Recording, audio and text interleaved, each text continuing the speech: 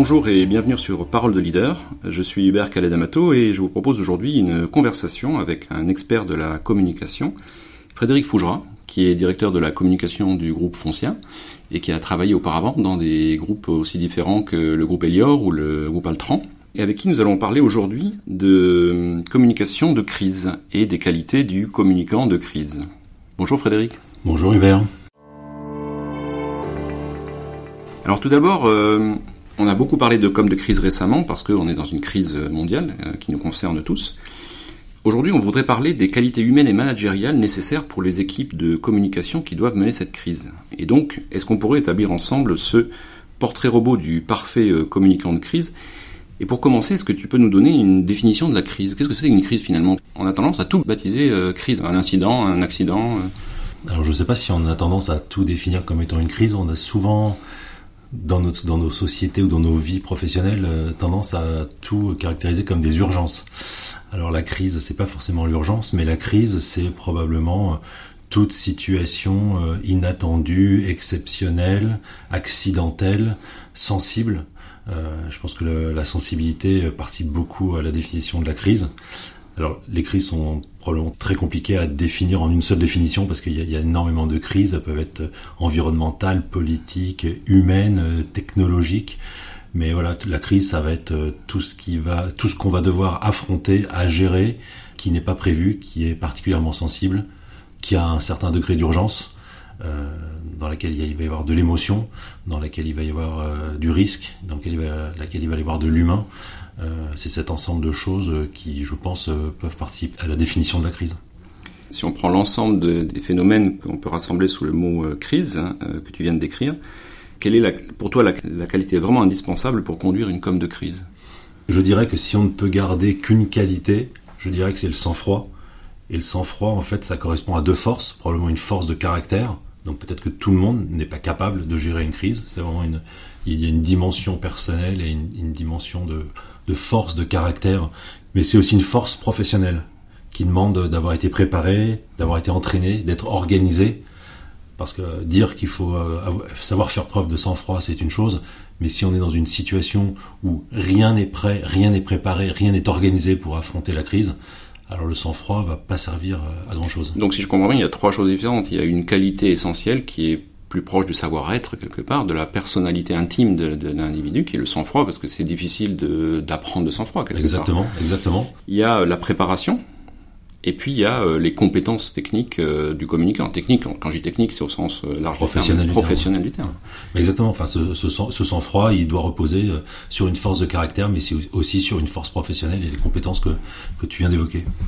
Est-ce que tu peux nous lister ce que tu chercherais sur le CV ou dans un entretien avec un communicant pour savoir s'il est capable ou si elle est capable de gérer une crise de manière efficace à tes côtés ?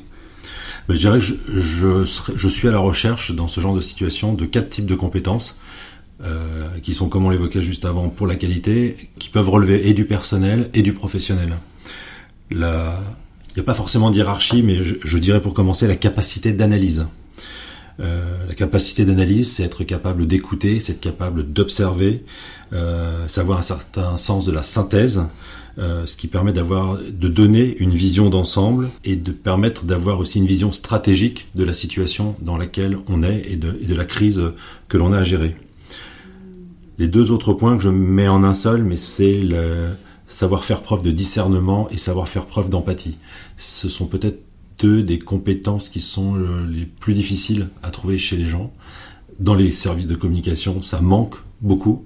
On a du mal souvent à savoir faire preuve de discernement. On juge par rapport à nos a priori, on juge par rapport à nos idées, on juge par rapport à ce que l'on voit facialement, alors qu'il faut, encore une fois, savoir prendre du recul, savoir observer, écouter, voir les faits, voir leur impact, voir l'émotion qu'ils suscitent et ne pas se considérer comme étant la référence, mais être la personne qui est victime de la crise, être dans la situation de la crise pour pouvoir vraiment l'apprendre, la ressentir et donc avoir les meilleures réactions pour savoir comment la gérer. Donc vraiment pour comprendre la crise. Il faut avoir ces qualités de discernement et d'empathie. une qualité, une compétence qui est essentielle et qui est clé, notamment pour un DIRCOM, mais de façon générale dans une gestion de crise, c'est de savoir faire preuve d'autorité et être capable de s'engager. C'est-à-dire qu'il faut savoir décider. Si on n'est pas un décideur, si on n'est pas capable de prendre une direction, alors on va avoir les plus grandes difficultés à gérer cette crise. Savoir décider, être capable de décider, c'est vraiment une compétence professionnelle, c'est une compétence de patron, c'est la compétence d'un patron de com aussi, parce que le patron de la com, surtout quand il doit gérer une communication de crise, il n'est pas là pour essayer de faire un consensus autour de lui, pour essayer de plaire ou satisfaire à tout le monde.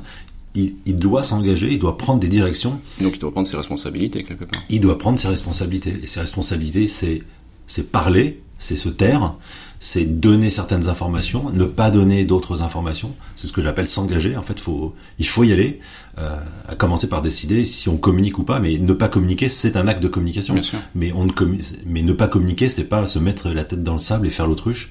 Donc voilà, cette notion d'autorité, de décision et d'engagement, c'est vraiment une compétence clé. Et la quatrième, je mettrai toutes les compétences techniques qui sont liées à la communication. C'est quand on est face à une crise, notamment, eh bien, il va falloir savoir maîtriser tous les canaux de communication, les canaux d'influence, à qui il est important de parler, auprès de qui il est prioritaire de s'exprimer. Et là, toutes ces compétences techniques, ça relève de l'expérience, ça relève de la pratique. Comme je le dis souvent, la communication, c'est un métier. C'est-à-dire qu'on ne peut pas s'improviser communicant, on peut pas être communicant touriste ou de passage. Et c'est quand il y a une crise que l'entreprise réalise à quel point le communicant doit être un professionnel.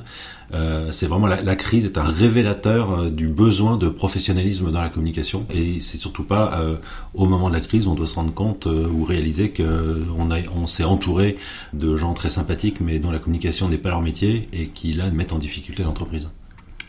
Alors si je reviens sur l'une de ces compétences ou de ces qualités que tu as citées qui sont essentielles, celle du discernement, tu dis finalement c'est assez peu répandu dans la population des communicants, mais c'est dû à quoi? C'est un problème de formation initiale? C'est un problème de non-embarquement des communicants dans les décisions au fur et à mesure? Est-ce qu'il n'y a pas un truc autour de ça, le fait que si on considère peut-être que la communication n'est pas une fonction essentielle, on va pas avoir tendance à l'associer aux prises de décision, ce qui est une tendance dans certaines entreprises. Et du coup, si tu vois où je veux en venir, c'est-à-dire que finalement, n'ayant pas entraîné les communicants à participer au processus de décision de manière intime, on se retrouve effectivement avec un manque de discernement, parce que c'est peut-être aussi quelque chose qui s'entretient, qui se teste dans des prises de décision tout au long de l'année, et qui le jour d'une crise devient indispensable. Mais effectivement, il y a parfois un manque de connaissance globale de l'entreprise, de la stratégie d'entreprise, d'un certain nombre de décisions de l'entreprise, parce que le communicant n'y a pas nécessairement été associé. Donc du coup, ça lui donne des éléments en moins pour sa réflexion. Mais je pense quand même aussi en parallèle que c'est une qualité qui n'est pas forcément la plus répandue, alors pas seulement dans les directions de la communication, mais de façon générale, et qu'il y a une tendance à juger, à imaginer les choses plus qu'à les décrypter, à les analyser et à avoir une vraie réflexion sur les sujets. Et peut-être que dans certaines activités ou sur certains métiers, c'est moins flagrant ou c'est moins gênant. Mais en matière de communication, je pense que c'est un handicap de ne pas savoir faire preuve de discernement et de ne pas mettre cette compétence parmi les premières compétences nécessaires pour des communicants dans une équipe de communication. Alors si on parle de tendances de fond, donc on va dire des tendances lourdes de la société, autrefois dans l'entreprise, on avait l'habitude d'avoir finalement une surface d'interface assez faible entre l'entreprise et le monde extérieur. On avait le dirigeant, on avait le service de presse, gestion de la relation presse et ainsi de suite. Et finalement, il y avait peu de gens qui s'exprimaient. Aujourd'hui, tout le monde est présent sur les réseaux sociaux, tout le monde peut s'exprimer, et souvent les mêmes individus peuvent relever de plusieurs catégories de parties prenantes différentes. On peut être à la fois salarié d'une entreprise, on peut être à la fois client de sa propre entreprise, on est toujours dans tous les cas un citoyen, on est toujours un consommateur, et tout le monde prend la parole. Donc il y a une forme de cacophonie générale, en tout cas d'expression polyphonique des opinions. Est-ce que le bon gestionnaire de crise, c'est pas finalement quelqu'un qui a parmi ses centres d'intérêt la notion de gestion des communautés? Est-ce que le bon communicant de crise, c'est pas un community manager? Alors je ne serais pas allé jusque-là, mais effectivement c'est une bonne définition, mais c'est assurément un chef d'orchestre, et c'est la partie peut-être chef d'orchestre du community manager que tu veux relever ici. Effectivement, avec cette multiplicité d'expressions possibles, possibles et réels.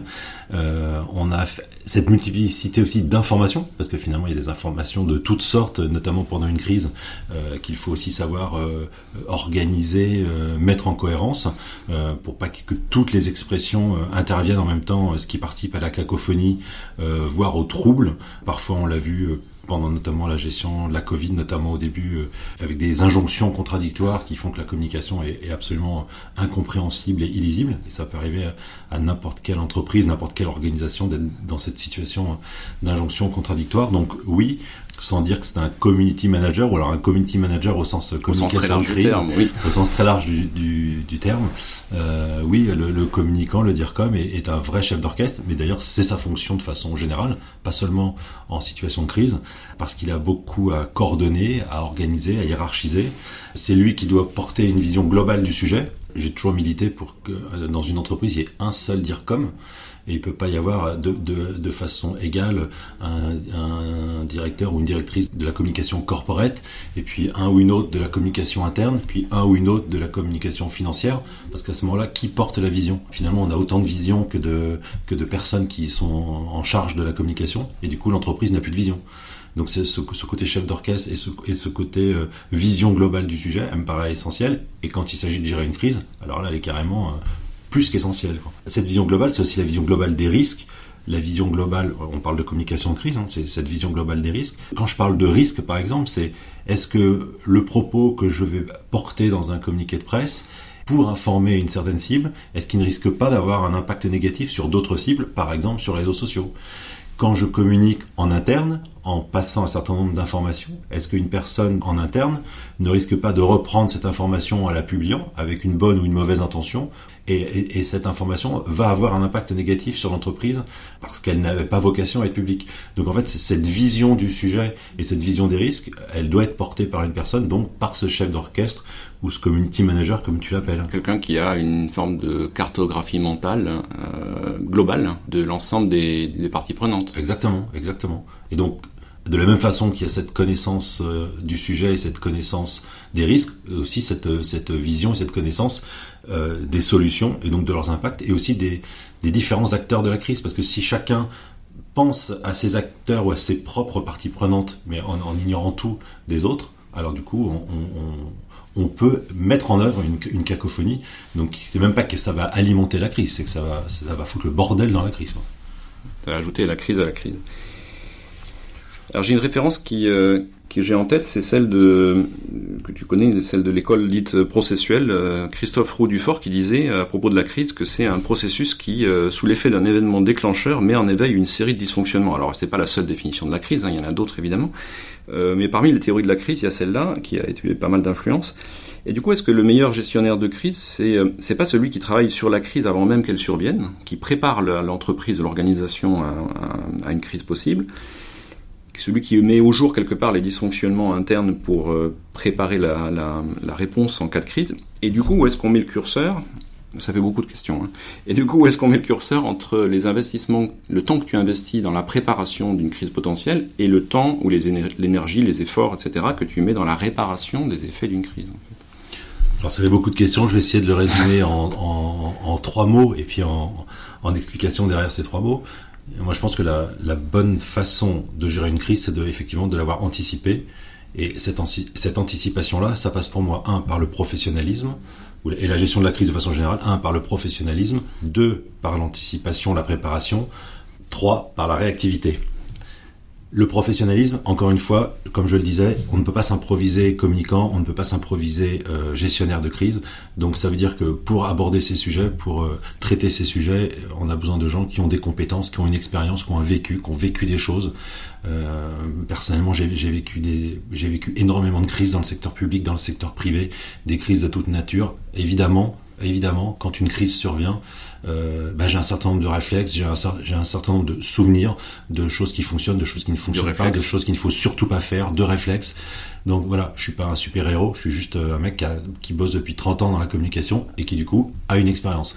Donc il faut pas avoir attendu 30 ans pour pouvoir être capable de gérer une crise, mais c'est sûr qu'il y a 30 ans ou il y a 20 ans, j'avais pas la même expérience qu'aujourd'hui, donc j'aborde pas la gestion d'une crise de la même façon. Il a aussi fallu évoluer avec son époque parce que les choses ont bien changé. La préparation, c'est ce que tu évoquais. c'est-à-dire anticiper toutes les situations de crise, s'organiser, préparer les personnes, préparer des collaborateurs ou des dirigeants à prendre la parole. C'est-à-dire que tout ce qui fait qu'au moment où la crise intervient, on ne doit pas consacrer une seconde de temps de cerveau à des questions matérielles ou organisationnelles. C'est-à-dire que si le siège d'une entreprise brûle un dimanche après-midi, c'est trop tard de se demander est-ce que j'ai le numéro de téléphone de mon président ou du directeur financier ou d'un journaliste. Ça, c'est trop tard. Fallait y avoir pensé avant. Donc voilà. Donc il est hors de question de perdre du temps à ces questions organisationnelles ou matérielles. Donc ça, c'est toute la partie préparation, anticipation. Et puis la troisième chose, tu me l'as pas demandé, mais du coup ça va de pair, c'est la réactivité, qu'il ne faut pas confondre avec la précipitation. Mais en situation de crise, on est en situation d'urgence, et il faut être réactif. Il faut être réactif pour décider. Décider, comme je le disais, ça peut vouloir dire parler ou ne pas parler, y aller ou ne pas y aller, faire quelque chose ou ne pas faire quelque chose, mais on ne doit pas se laisser porter par les événements, on ne doit pas subir les événements, on doit décider. Et pour toi, qu'est-ce qui a été le plus difficile, si tu prends la crise de la Covid ou les grandes crises précédentes que tu as eu à gérer, sur le plan plutôt personnel? J'ai envie de te poser une question plutôt autour de ta personnalité et de ta façon de ressentir les choses. Qu'est-ce que tu as perçu comme étant le plus difficile dans la gestion d'une crise? Je pense que le plus difficile, c'est toujours la dimension humaine des choses. Dès qu'il y a de l'humain en cause, dès qu'il y a des victimes, dès qu'il y a des blessés, voire des morts, là les choses s'abordent quand même de façon très différente. Moi, j'ai eu à gérer beaucoup de crises, beaucoup dans le secteur public, ma première partie de vie professionnelle, où on a un peu l'impression de vivre dans une crise permanente, et les réseaux sociaux n'existaient pas à l'époque, et j'ai beaucoup d'admiration pour les gens qui font le boulot que je faisais à l'époque, aujourd'hui au temps des réseaux sociaux. Mais que ce soit dans le public ou dans le privé aujourd'hui, c'est dès qu'il y a de l'humain en cause, en difficulté ou en peine, voilà, vous avez un collaborateur qui se suicide sur son lieu professionnel, et que ses collaborateurs retrouvent morts, et il fait ce choix de suicide parce qu'il n'a plus de vie personnelle, il n'a plus de vie familiale, et il laisse un courrier en expliquant que les seules personnes dont il a l'assurance qui s'occuperont bien de lui après, ce sont ses collaborateurs, ses collègues, ses employeurs.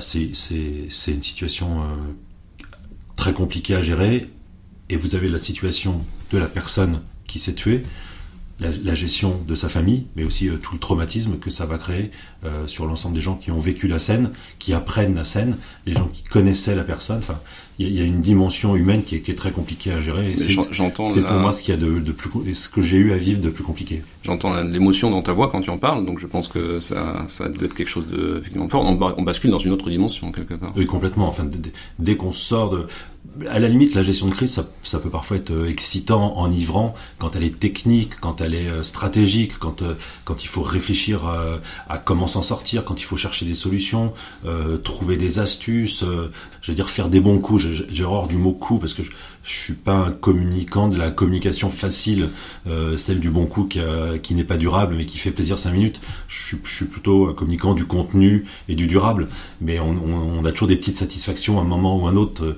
d'être parvenu à se sortir d'une difficulté ou avoir réussi. C'est le côté enthousiasmant de la gestion de crise. Mais voilà, il y a quand même, dans la crise, il y a une énergie, il y a une situation très particulière, un stress très positif. Ça peut être hyper épuisant, ça peut être très dur, mais il y a une excitation positive. Quand il y a des gens en difficulté, ce positif-là n'existe plus, et là on a quand même un peu l'impression que le monde s'écroule autour de soi, et on se demande comment on va réussir à le porter seul ou à quelques-uns. Et du coup, ça donne à la fonction de communication une place centrale dans le fonctionnement même de l'organisation. La crise et les crises les plus catastrophiques donnent effectivement une place centrale à la communication dans l'organisation, et ça rend surtout très seul. Parce que de façon générale, dans l'organisation, dans l'entreprise, il y a beaucoup de gens qui viennent autour de toi, qui viennent t'expliquer ton métier, qui viennent t'expliquer pourquoi le rouge est mieux que le bleu, pourquoi cette image serait plus intéressante qu'une autre. Mais au moment où il y a des difficultés, et la situation de crise, c'est généralement la situation où il y a le plus de difficultés, alors là, tous ces gens-là disparaissent, parce que justement, tous ces gens-là ne sont pas capables de s'engager, et c'est normal, c'est pas leur métier, mais c'est à ce moment-là qu'ils s'en rendent compte, ou en tout cas à ce moment-là qu'ils n'ont plus envie d'exercer ton métier, et c'est aussi donc une situation où tu te retrouves assez seul. Le dirigeant de l'entreprise se retrouve assez seul, le communicant se retrouve assez seul, et tout d'un coup, une cellule assez clairsemée qui se met en place pour gérer la crise et assumer les difficultés ou les responsabilités qu'il faut assumer dans ce genre de situation. Et les coups qu'il faut prendre aussi, parfois.